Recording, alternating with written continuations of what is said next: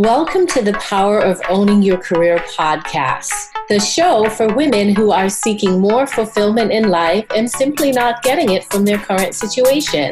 We focus specifically on careers, but hey, we spend a lot of time in our careers, so making changes here will definitely create an impact in your overall happiness. I'm your host, Simone Morris, and my mission is to empower women to succeed. I'm so pleased to have with us on the podcast today, Lisa.Defalco. She is the founder of TPG and an original pioneer in the independent quality assurance market. Her inner circle boasts about her humble success as the creator of her annual 8-figure company. Quite impressive. TPG is best known to be the origin of the line. This call is being recorded for quality assurance purposes. I remember hearing that. That's amazing. TPG is considered to be the voice of the consumer experience among the Fortune 500 and to some of the world's largest brands, including American Express, United Airlines. TPG assesses consumer experiences in 9 countries and 11 languages, and their impact is felt, vast, and worldwide. I am super duper pleased to have on the podcast to share her career journey with us. Get your notepad, get your notebook. The fabulous Lisa.Defalco.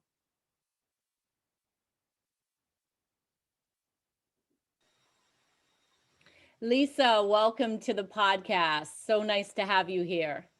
Thank you, Simone. It's a pleasure. Thank you so much. It's an honor to be here with you. Awesome. So Lisa, I read your bio and the listeners have heard your bio. And so I am just excited. First of all, I do remember that message. You know, this call is being recorded for quality assurance. I still hear it. So that was very poignant to read that and see that your company is associated with it. I really want to know, what's it like to get to an annual 8-figure business? I mean, you are, for me, you're doing something right. You're in the driver's seat. So talk to me and talk to the listeners about the trip to the driver's seat. Oh, well, so that's an interesting question because I don't know that I've ever thought of myself sitting in a driver's seat. And I just feel like we have had the good fortune to be able to progress an idea over the years. And I have been able to work with folks who are of like mind, to want to be able to, what became changing kind of the culture of how we communicate with the largest companies in America and around the world and global. It's not where I started. It's not what I envisioned. When I first started the company at TPG, I was just in my 20s, and I only saw like 4 steps ahead, if that. That's probably an aggressive point of view. I saw that I had a client that I was working with in a call center, and he would come in regularly, like a scheduled meeting every month, and he would listen to calls, and I was assigned to host him, facilitate the experience. And candidly, I thought it was a waste of time. I was like, why are we doing this? And one day, but I would never say that because he was the client. One day he just casually says, almost flippantly, I love doing this because I get to hear what my customers are thinking and talking about and why they want to be my customers. And I thought, that's pretty cool. That's pretty. And he just kind of flippantly said, I'd pay somebody to do this. And so I just looked at him and I was like, would you pay them for 6 months? I have no idea why I said 6 months. I guess I felt I couldn't hold a job for a year. I have no idea. So and he said, sure. And that's how it had started. And once I started to listen to calls from that point of view, it was really kind of opened up doors to say, wow, there's something here that could be really interesting. What if we can be able to listen to consumers and be able to help them build an understanding with the businesses they work with of how they want to be treated.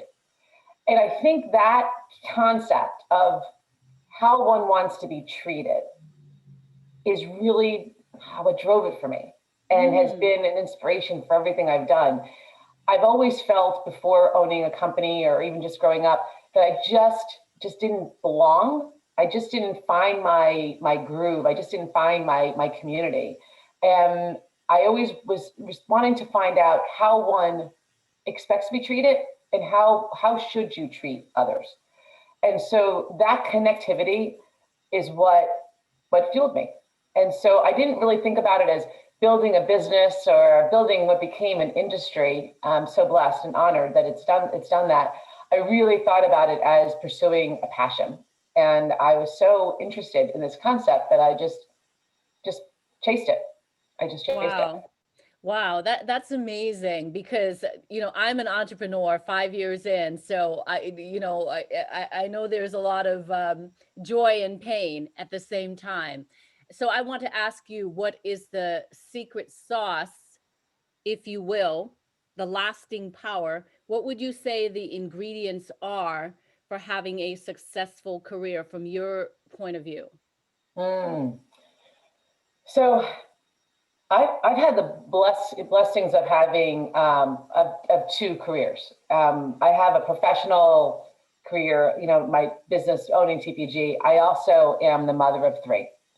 So I have I'm dual careered in that respect. And what are the secret sauce to that? I would tell you that I have failed more than I've succeeded.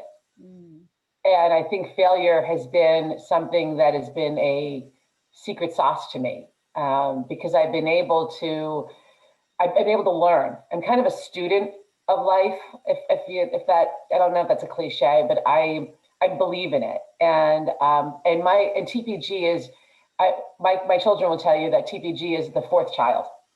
And so when you have four children in that respect, it's always been a blend. I've always been, I started TPG when my oldest was just a baby. And so TPG is 25 years old. He is 27. And so, he was at my side from day one. And then I have two more children, 19-year-old daughter, and my youngest son is 15. So the secret sauce to me is on both sides, is tenacity, is really being able to understand where you want to go. And this as being a fellow entrepreneur, having the ability to have that grit, just to be able to persevere and be tenacious about what you want to do and not apologize for it. And I think that comes from learning who I am. And I was, my failure is because we all have failures in life, personal, professional. I have had more because I didn't understand who I was. And the more I became authentically just Lisa and just said, that which guides me from my inside is right for me. It's just right. It doesn't have to be a path that anybody else takes. It doesn't have to be a path that is considered mainstream or not. It's always, I'm good with my kids and myself and God. I'm good. And that's part of, I think, just all of us can benefit from, is just knowing that whatever in our inside soul starts the path. I don't know if that makes sense, but that's my secret formula, is really embracing failure, being authentic to myself, and understanding that my career is as much about being a good mom as it is about being an entrepreneur. I love that. It speaks to me. It resonates with me because I have one child, and my hat's off to you to raising your fourth child, because it is your additional child, with the nurturing. So what advice would you give to working moms, just in terms of balancing it all, or integrating? I like to say integrating instead of balance, because it just, is an integration. What advice would you give them in terms of soaring in their careers and making it happen with all these responsibilities?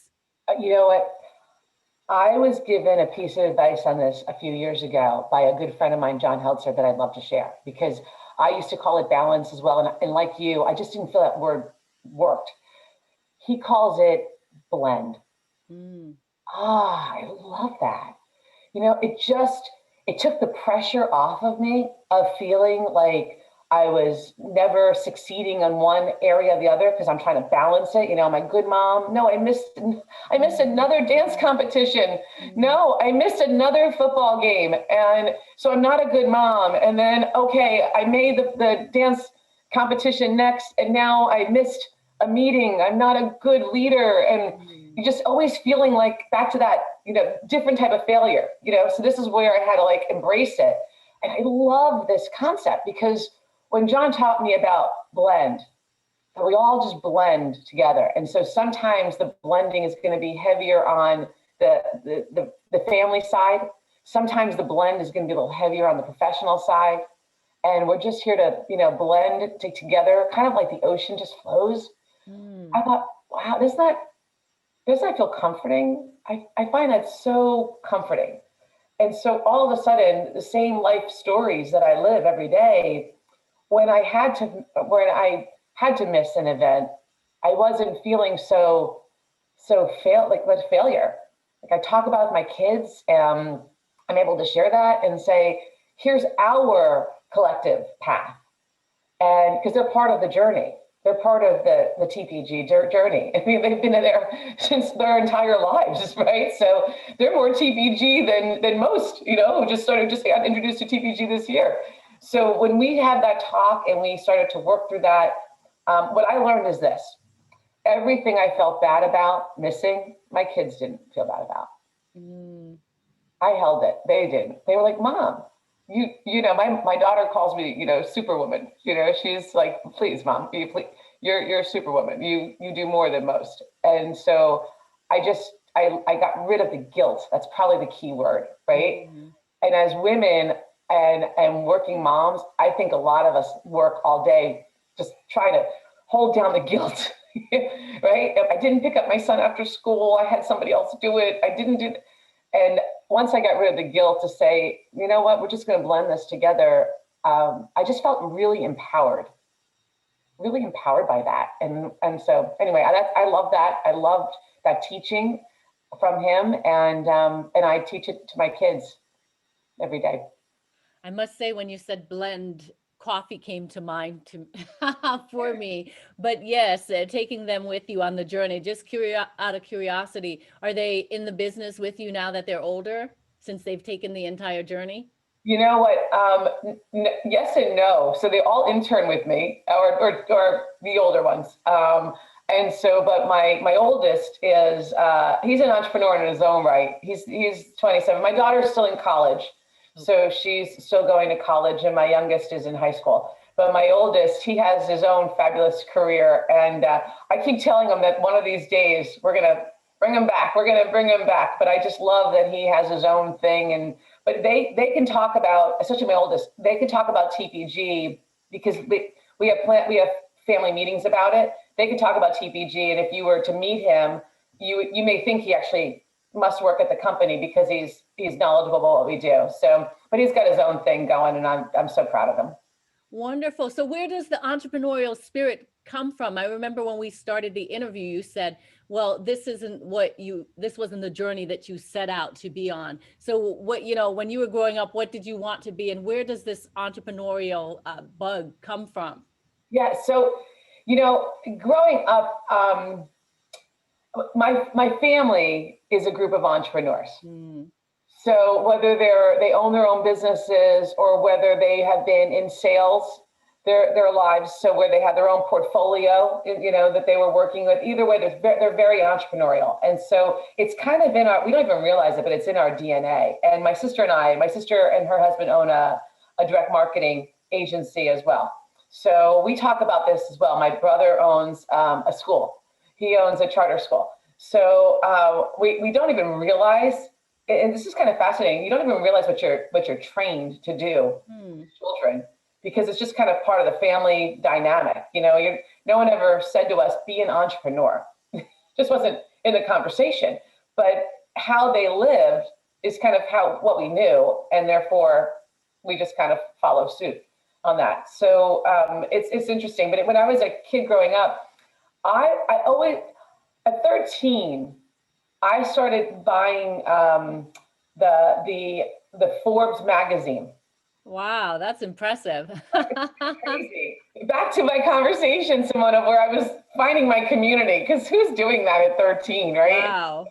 You know, and I stumbled across it, and I loved the stories back then. They had they would talk about stories, and that nowadays too, but they would talk about stories about the people associated with the company, not just the quarterly earnings and things like that. And I remember thinking, how cool would it be to be a CEO for a company? Now, I wasn't thinking owning my own or doing my own, but I was like, that would be so cool to be able to do that. So that says, but honestly, that says forward looking, you know, that was a fleeting moment. I'm not the person that woke up saying, I'm going to run a business and run the world. I think I was still trying to figure out who I was, and I was probably considered more of a chaotic child, and even into the college, where I just wasn't sure what I was going to do. But I thought that was cool, how the other half, whatever the other half means, could like become a CEO. That's so cool. So I guess I'll start that way. Yeah, that's very interesting. And I want to ask you about the driver's seat concept, because the driver's seat, from my perspective, is about realizing that your career is your responsibility. But from the conversation that we've been having, it seems like you've been nurtured to have that understanding that your career is your responsibility. Is that accurate, or? I don't know that I was nurtured. So I would say that when you're with a group of entrepreneurs in your life, and my family anyway, I don't know that we had any nurturing. It's just it was almost like it's just a survival is really what we were taught. So I wouldn't say we were taught about career or focus or success. I would say my family comes from a world of survival. I grew up in Newark, New Jersey. I always joke that you don't admit it unless you're from it, and so I'm not suggesting that we had any grand success at all. I would tell you that my parents divorced when I was 3. I was really raised predominantly by my grandmother, my mother's mother, who I love dearly, who unfortunately passed away from cancer when I was 7, and I was staying with her. So I would tell you I didn't have a lot of teachings. My family always struggled financially, and so but survival was kind of part of how we lived. That was ingrained. And the way they chose to survive was, to your point, a driver's seat. I don't think, when I think of driver's seat and you talk about owning your career, to me that talks about thought and planning and proactively moving forward. And that's why I love the language, and you really made me think about it. I was like, wow, driver's seat, fascinating on that. I probably have always been in the driver's seat. I just didn't know it. I didn't realize it. And and I think that's why my story sometimes, for those who know me, it will resonate, because I don't, you hear about these prodigies that started when they were kids and they knew exactly what they wanted to do, and I got blessed so that happens. I'm not that. I'm the person that, even though I had these moments and the surrounding, I didn't piece it all together, because really what I saw with my upbringing, just watching my grandmother, she was 58 or 56, pass away and struggle. I watched her as a seamstress go to work her last year every day, and when she used to wear those house coats and walk to work, literally. She didn't drive, she walked to work, and sick, really sick, every day. But boy, she was a fighter, and she was going to survive. And even when she didn't finish her journey on the side and she crossed over, I just always felt that she was so strong. But I wouldn't say that that she had a plan in her life and she was a driver of that. I would say that she just taught me, no matter what happens to you, you'll survive one way or the other, no matter what happens. And that's where the tenacity came from. And that's the greatest gift she gave me, was the ability to know that I would make it, whatever that means. Mm, I love that. And from 7 years old, taking that lesson forward and even instilling that in your children. What did you learn about risk? Because to succeed in your business and to sustain it, risk is a part of the equation. What are some lessons around risk that you can share with the audience? Yeah, so that's a good one too. Another word that you keep challenging me on, Simone. So I have always thought of myself as risk adverse. How about that? And clearly I'm not, right? So I think the word risk for me, I translate that word to passion for me, because risk sounds scary to me, even though I recognize that I'm a risk taker. I've always been, I think the reason I'm afraid of it is because in my youth, I made choices that were considered, and probably in reflection are, reckless. And so I see risk where, oh gosh, am I being reckless?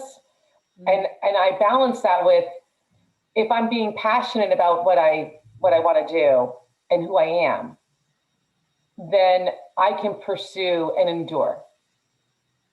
And so that's probably my risk, the way. And yes, so in that respect, do I believe in following your passion? Every day, every day. I think that there's always easy days to follow your passion when everybody believes in what you're doing, and here's a quote I tell my kids, and maybe it's mine, maybe it's not, who knows. I always tell them, it's easy to identify a thoroughbred after they won the race. Mm. The power is, can you see them during the race? Or more importantly, can you see them at the beginning of the race? And if you can see that for yourself, then you're going to be okay. You're going to be great. And that, I think, translates to your question about risk, because I just saw that I can make something happen. I never believed in failure, even though I've had a lot of it. I never believed in being brought down to failure. I just believed that I would make it no matter what I did. So it provided me the ability to, as you use the language, take risks, because I just followed my passion. And so my passion and my life plan is not traditional. It's, not every woman starts their company when they're in their 20s. Not everybody does that. I know that. But I just decided I want to do it. And I thought I could do this. Not everyone, has the children and runs a business. And I thought I could do this. I can do this. Why not? Why can't I do this? My grandmother walked a much tougher walk, and she did it. So why can't I? I love the theme of perseverance. That is the theme that is running through the entire interview. And I love how you have shifted perspective on failure and on risk. And so let us go back to failure for a moment, just because some of us wrestle with the shame of failure, but you're using failure with a positive, as a positive lever, if you will, in your career to keep you fired up with the grit, the tenacity, perseverance, etc. So talk to us and let us know if there are any resources to help build that muscle. Oh yeah. So years ago, when I started in my career, I thought, you're supposed to fear failure, and I thought, gosh, if I'm going to fear this, I'm never going to move forward, because I have a lot of failure. I mean, I'm just a kid from Newark, New Jersey with no pedigree. And so if I'm going to make it, I'm going to fall down. And again, watching my grandmother get back up every time, and even when she passed, she got back up. She just got back up on the other side, but she got back up. And so it's so strong of a vision to say, you can do this. So, there's the cliche that says, every time it's not how many times you fall down, it's how many times you get up. And I believe in that. I live it.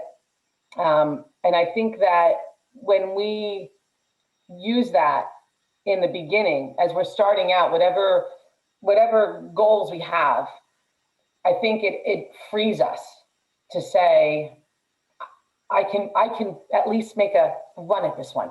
I'm gonna make 110% run at this, whatever it is. And then as we go into that game, for me, it provided me the humility to really realize the power of the success. So when I have success, and I'm very blessed to have the success. I've my children and my business and my personal soul. I'm very blessed. It provides me the humility to say, I'm graced with it. And so it went from being this like calling card to say it's going to be okay to being a moment of reflection and a lifestyle of reflection and grace and gratitude to say, yeah, failure is it's my scar and I welcome it. It's so powerful, the language that's being used in this interview. Of what's sticking with me is the language that you used about your grandmother getting up on the other side. It's so provocative, just, the amazing visual that's coming up for me as I consider what you have said. That's amazing. And for you to take that on as a child and to really carry that forward with a mantra, I mean, it's just super powerful. Thank you. Yeah, I remember when she passed, I was just, as you mentioned, I was just a kid. So, I'm not claiming to have wisdom by any means. And I just remember just crying, like just saying, don't leave me. I'm alone. I'm alone out here. I'm just a kid. I'm a 7-year-old kid. I've got a 5-year-old sister I oversee here. Already a leader. I took responsibility for it, and so not that it was mine, but I felt it. I was the oldest child, and I remember decades later. I was in my 20s. Actually, it's about the year before I started TPG, and I was just trying to figure it out. And I was really in my 20s. I was in a pretty dark place, and because I was confused. I didn't know what I wanted to be. I knew that all the stereotype or the traditional language didn't seem to fit me. The idea of having a job that would be 9 to 5, and that's wonderful for those that have it, things just didn't fit for me. And so I was just like, what am I gonna do about this? And so I remember having a dream that was as real to me as anything in my life, where my grandmother, was in my dream, of course, and she just said to me the most powerful words. She just said, "You're not alone." Wow. And I remember just being overwhelmed by that and thinking, I'm not alone. I just need to find the community of people who can embrace things that I'm interested in, like owning a business and running a business and being a mom, and that just started me having a new perspective on really being able to see the light in that way. So yes, it's been a life lesson of more about my soul than it is about, I don't have an MBA, I don't have, I have a college degree, but I'm not book smart in that respect, but I'm very knowledgeable about my business. And the industry, of course, because it's something I founded, and I'm just a student of life. I love that. I'm tossing around all these different titles in my head for your episode. If you were to title your career body of work, what would it be? The power of grit and grace is what I would tell you. I'm known for that. So there's definitely a lot of grit. I think we talked about that, the ability to power through. And I just believe in the power of grace. That's a newer one. That's something I didn't really embrace until my 40s, late 40s, where I had a very close friend of mine for 25 years in business, passed away when he was in his 50s. And he was very faithful.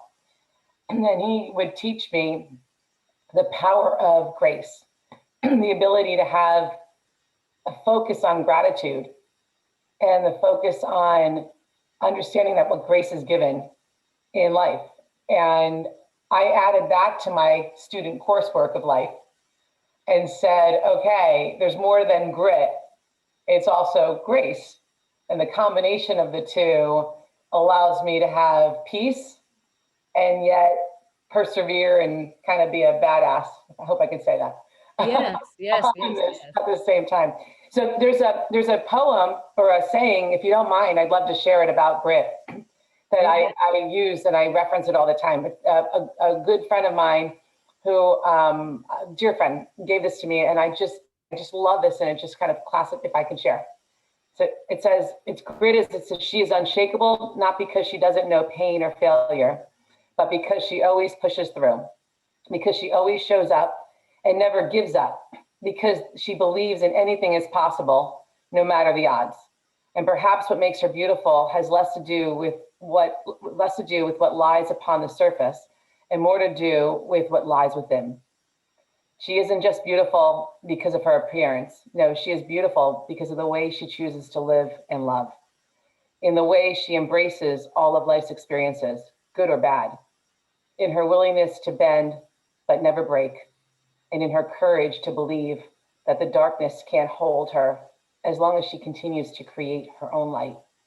She's just like a pearl, made from grit but full of grace. She is unstoppable. She knows it's not what happens, but how she chooses to respond, with perseverance in her mind and passion in her heart. It's written by Brian Anthony.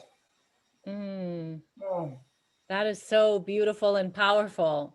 I love it. It feels like I shouldn't ask any more questions because it's such a powerful way to wrap up the interview. My goodness, it's been such a pleasure to listen to your story and be inspired by the story. Well, thank you. It's been a real pleasure. You know, you asked me something about resources and I did not adequately respond. I will share with you that I talk about being a student of life. There are books that I started, years ago. I read and still read once a year, The Road Less Traveled. I'm a big fan of that one. And my other business book is you'll love this one. I think a book called Talent is Overrated. I have to look that one up. Yes. Yeah. And if you couple that one with the Brene Brown book that I love, Daring Greatly. I'm a huge fan of Brene Brown and Maya Angelou. And you can never go wrong if you Google, Maya Angelou, phenomenal woman.